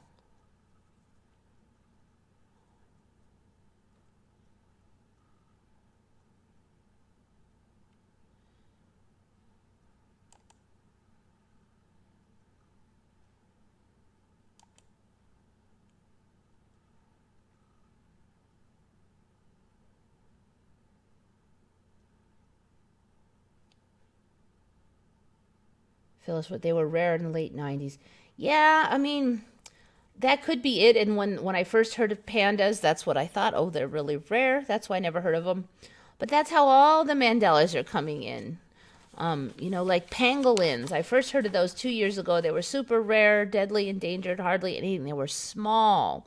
And now I see, you know, now they're just threatened and they're way bigger animals in general, and you'll see thousands of them, like, oh, they caught these 1,000 pangolins to sell as medicinal purposes or something. I'm like, when I first heard of them, there wasn't 1,000 of them to put next to each other. So that's why I'm looking at the panda and I'm wondering if way back, you know, who knows? I mean, once something's been around for 20 years, it's really hard to think of it as a Mandela, but you know, there are some Mandelas that started way back then. There was evidence unicorns actually existed. I remember this back in July 2017. Aura one, I only saw the unicorns that existed were these, and about that time, they were these big ugly things. Now, they seem like they've gotten less ugly. Siberian unicorn may have lived alongside humans. Okay, here it is. It's these things. Doink. It was this guy. These are believed to be extinct. They've gotten slightly less ugly the longer as time has passed.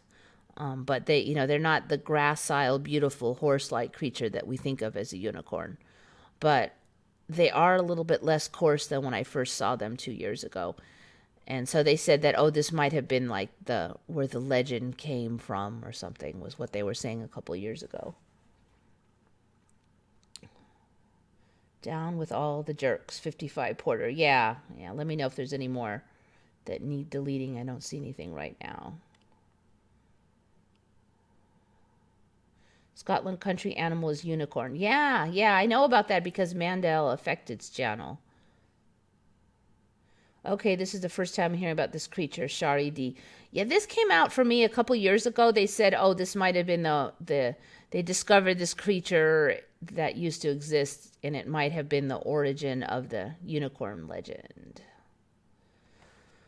It wasn't like a huge thing, but I'm, since the Mandela, I have my nose to the grindstone watching all the new science stuff or anything I can stuff into my head. And I do watch a lot of the mainstream, like Reddit and stuff, just to see what's going viral.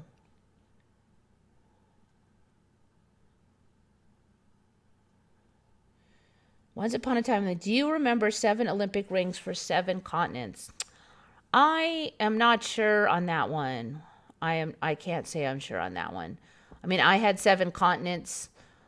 I had Arctica as a continent, but then Europe and Asia were one continent, so there were still 7. But I don't remember a ton about the rings. I mean, nothing would surprise me. That would probably be a rather minor Mandela compared to a lot of the ones we've seen. So I think I remember other people talking about the number of rings as a Mandela in the past, though.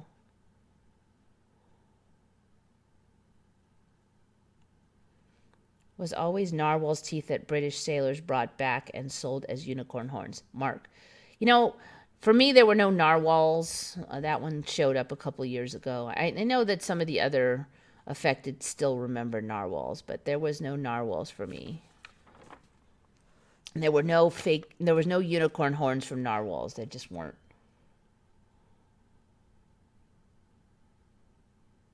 Okay, this is kind of a minor one, but I just saw this one today.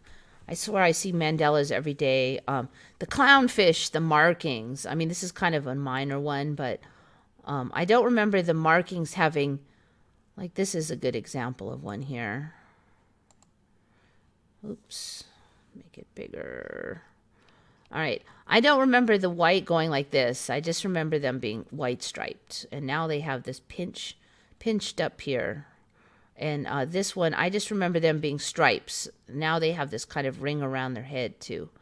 I think the stripes have changed on the clownfish. They also have all these weird color morphs now. I mean, you can argue that they just bred them, but there is a lot of really weird color morphs of the clownfish. Here's an example of one. So, yeah, I don't know what to say about that, but the original ones, for me, have changed. So even if you want to say that all these weird color morphs here, like this Juggalo one, even if you want to say we created all those, the original one has also changed for me. They have a long finned. Somewhere in here they had one with extra long fins. Oh, here, this is it. Long fin clownfish, too. Even that one has that new weird stripe. I just remember like kind of regular stripes on them. Looks like they have colored ones here too. Electric blue clownfish. Oh, another thing I just saw, what brought this to my attention. Earlier today I had the nature show on, and one thing that they said is also that has changed with clownfish is now the male takes care of the young, okay, but if the male doesn't do a good job, the larger female will throw him out and pick another male. And that was never in my clownfish storyline before.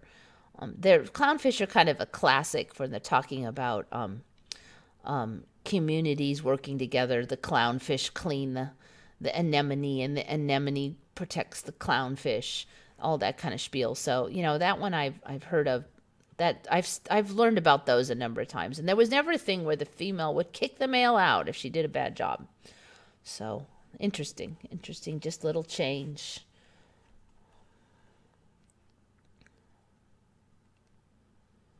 I remember narwhals, they had a spike.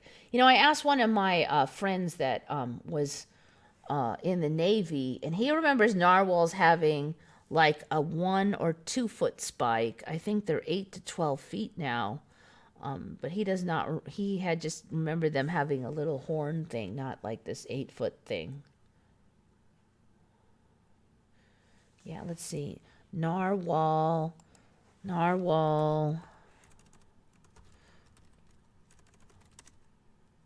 Horn. How long are they now? Narwhal tusks, that's the word.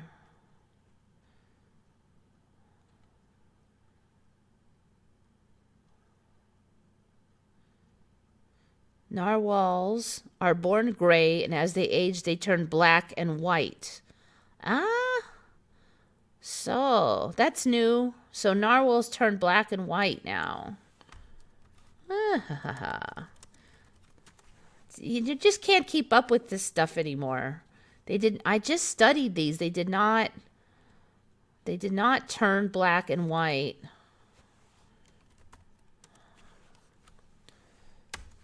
Narwhals turn black and white. Ugh, there's no images. Don't see any images of them. But anyways, apparently they turn black and white. So this old one, this must be an old one here. He's black and white. Facts.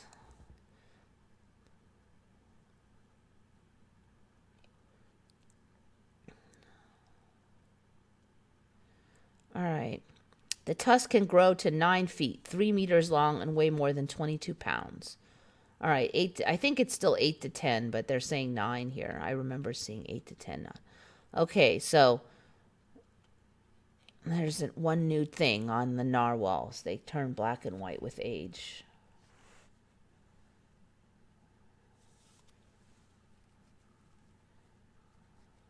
That's the same as beluga whales. They are born gray because they are birthed in river beds. Whatever, that wasn't the case for me.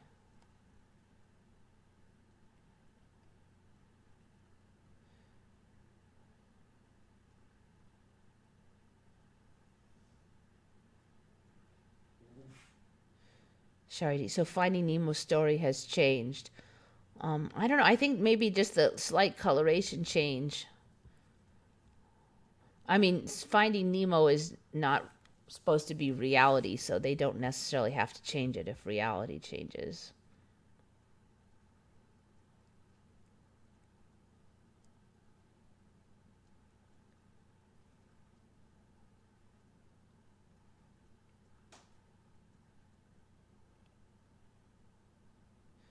They used to mate for life. That's right. That's right, Dark Wolf Stan. I remember that. That's right. You're right. The clownfish used to mate for life. That's kind of a bummer. I guess the men now. The storyline I heard earlier today was if the male fish does not take care of the offspring well enough, she will throw him out and get one of the younger males. So it's not very family friendly attitude anymore, is it? If unicorns become real, their history will be interesting. It will be interesting where they show up. Creek Mary 1. I am guessing that an animal that will show up and then slowly morph into a unicorn. I'm watching a specific animal to see if that happens right now. Maybe we'll find a morph of, occasionally the two horns sometimes are fused. We're starting to see that more where deer antlers are fused into one occasionally. Like the spirit bear, the white bear, there was like none of them, and then there was just one rare one, and then now there is a species of bear, like 10% of them are white. So I'm thinking that the unicorn might show that way, like just a few percent have one horn, and And it'll just slowly phase in. Okay, so what else do we have here? Clownfish. Ah, ha, ha, ha. This one. Okay. This one is from Callie Coca.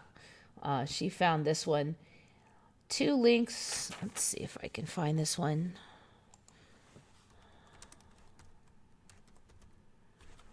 In Ontario having conversation. Apparently this is going viral. And it's just weird. I have never heard the sound out of a lynx before.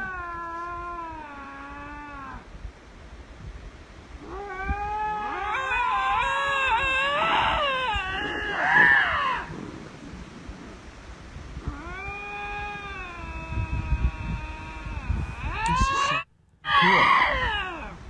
That is so cool. Who runs into this?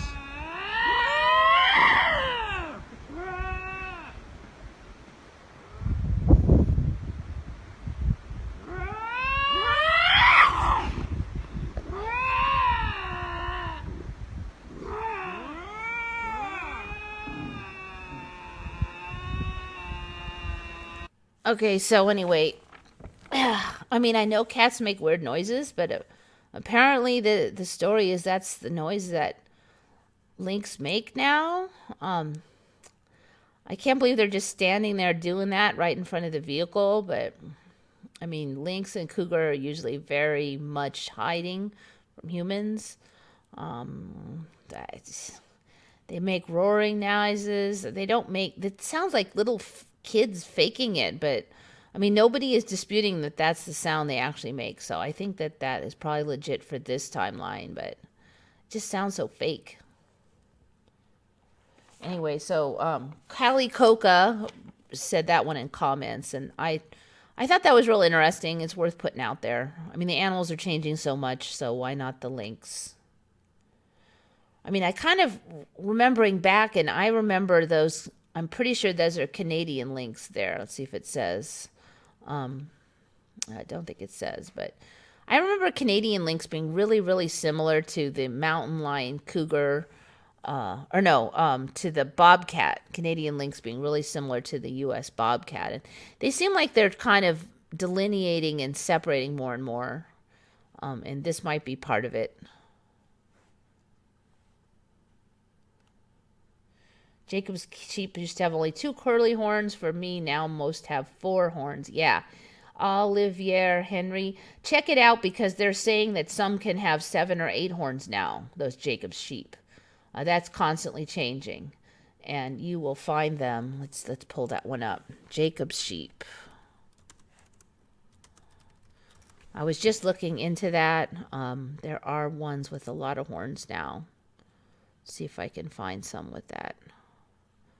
Look at that. What is that? Look at that. 2 really big ones there.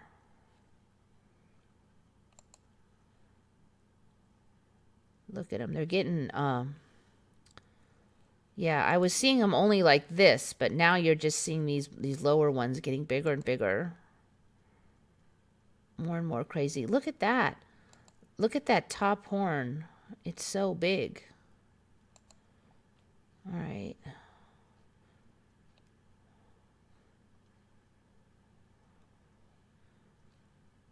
Look at so many variations on them, too. Look at the horns. This ones are kind of striped on this guy. They're not just one color anymore.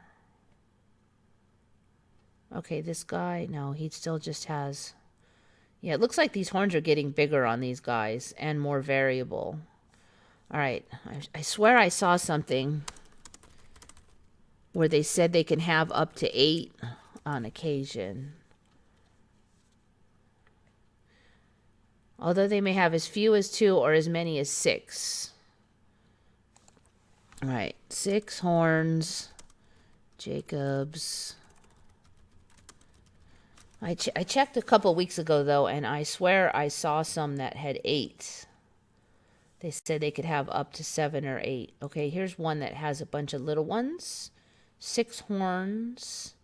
Looks like he's a baby.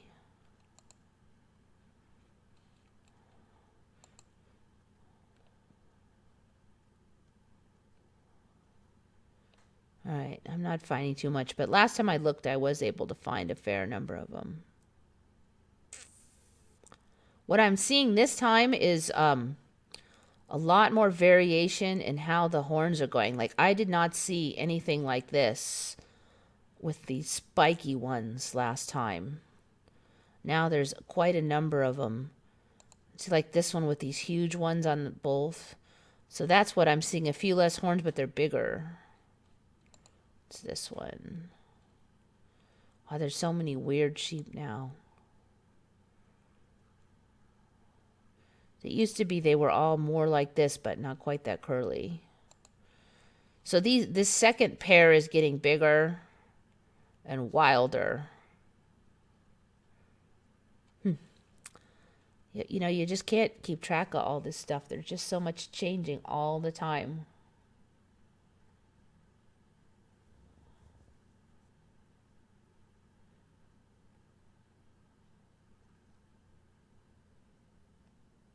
Pigs with wool, too crazy. Yeah. Yeah. I heard about the Jacob sheep a month ago. I think I heard about those about a year ago. I saw those, but that second set of horns was a lot smaller at that time. I think they sprout real tiny, and then they just get bigger and bigger. Once you get used to it, then it sprouts out a little more, and then you get used to that. All right, let's see where we at. Okay, here's another one.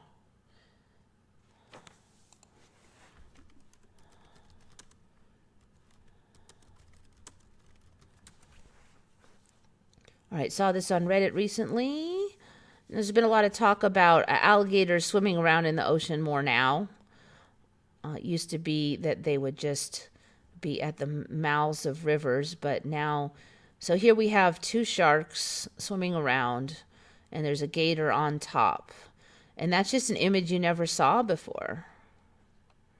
This GIF is acting a little clickety, but... So yeah, that juxtaposition was never seen before because gators were not out in the ocean. But now they're out there with the sharks. So the next question is, if they fight, who wins, the shark or the gator? I think those sharks look bigger than that gator, so I'm betting those sharks would win in this case. But I think that we will eventually see. Maybe. I wonder if it's out there. Gator.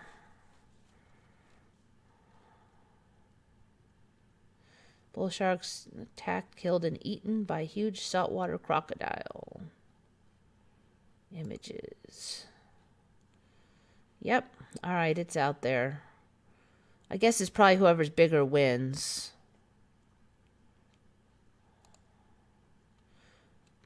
Bull shark versus crocodile. Looks like the croc's going to win in this one. But anyway, there didn't used to be shark versus crocodile wars. But now there are, because the gators have left their little homes. You know what? That might have been clickbait, because I'm not really finding it.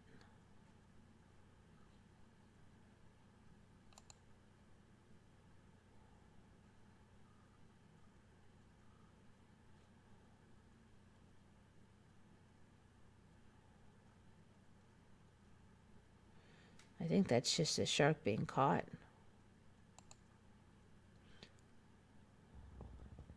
All right, that looks like a gator.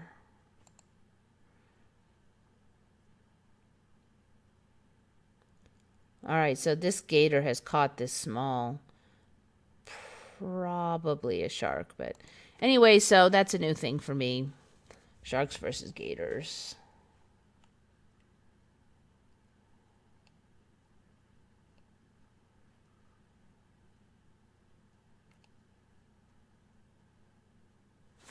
All right, let's see what else we got.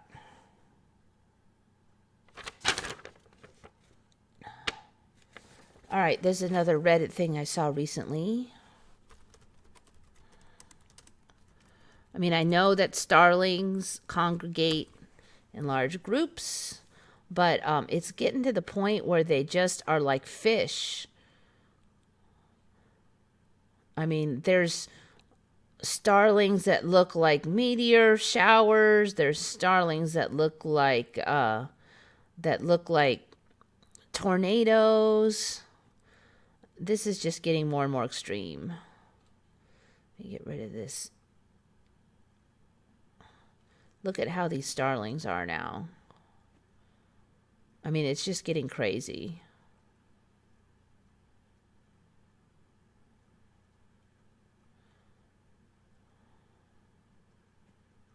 They had one on recently where it looked like a giant tornado of starlings.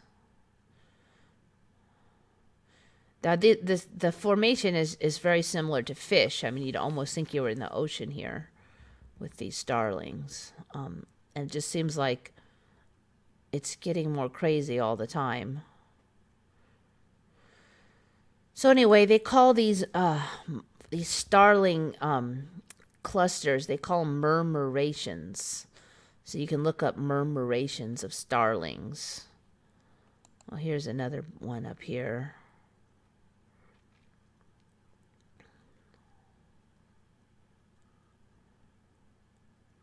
I mean, it just looks like aliens in the sky. Look at that.